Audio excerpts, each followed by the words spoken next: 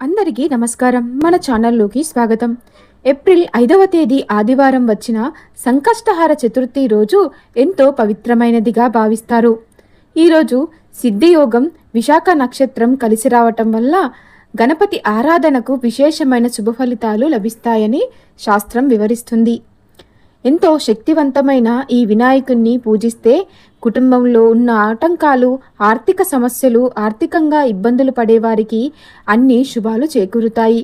మానసిక క్షోభలు కూడా తొలగిపోయి అన్ని శుభ ఫలితాలు చేకూరుతాయని నమ్మకం. ఈ సంకష్టహార చతుర్థి అంటేనే ఎంతో పవిత్రమైన రోజుగా భావిస్తారు. ఈరోజు ఎవరైతే ఆ వినాయకుణ్ణి భక్తి శ్రద్ధలతో పూజిస్తారో వారికి అన్ని శుభాలు చేకూరుతాయి. కాబట్టి ఈ రోజున ఉదయాన్నే నిద్రలేచి చక్కగా ఇల్లంతా శుభ్రం చేసి ఇంటి గడపలకు చక్కగా పసుపు కుంకుమలు పెట్టి ఇంటి ముందు చక్కగా ముగ్గులు పెట్టుకోవాలి. అదేవిధంగా పూజ గదిని చక్కగా అలంకరించాలి.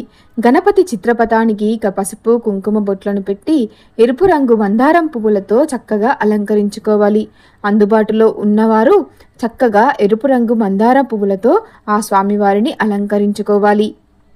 ఎందుకంటే ఎరుపు రంగు మందారం పువ్వులు అంటే ఆ గణనాథుడికి ఎంతో ప్రీతికరమైనవి. కాబట్టి ఎరుపు రంగు పుష్పాలతో ఆ స్వామిని అర్చించడం వలన అన్ని శుభాలు చేకూరుతాయి.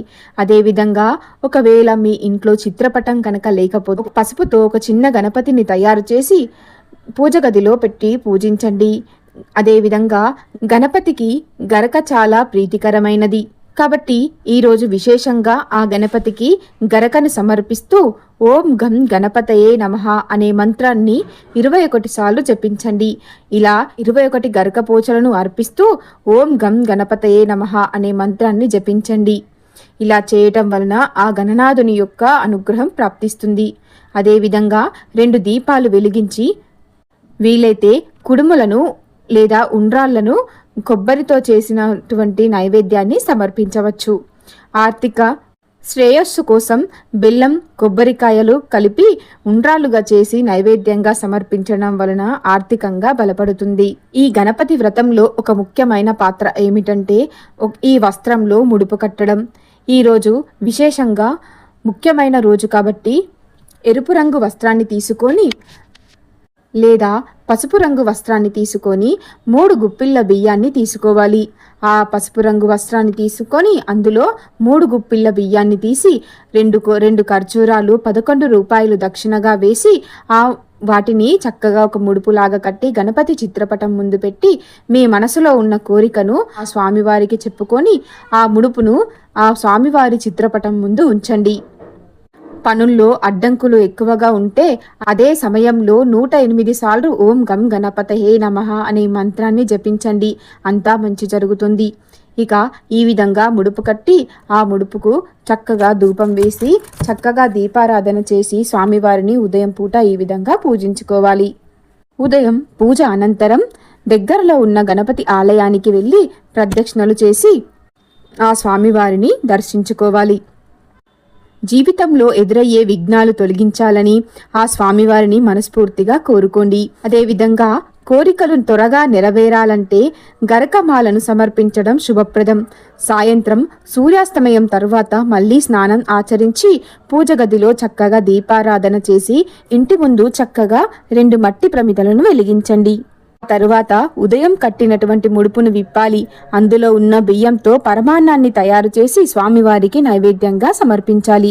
ఆ తరువాత చక్కగా ఎరుపు రంగు వస్త్రాన్ని పరిచి ఆ వస్త్రంపై గణపతి విగ్రహాన్ని ప్రతిష్టాపన చేసి వీలైతే పసుపు గణపతిని తయారు చేసి గరకమాలను సమర్పించి ఎరుపు రంగు పువ్వులతో చక్కగా అలంకరించుకొని స్వామివారికి చక్కగా పూజించి హారతి ఇచ్చి ఉండ్రాళ్లను నైవేద్యంగా సమర్పించి పూజ చేసుకోవాలి.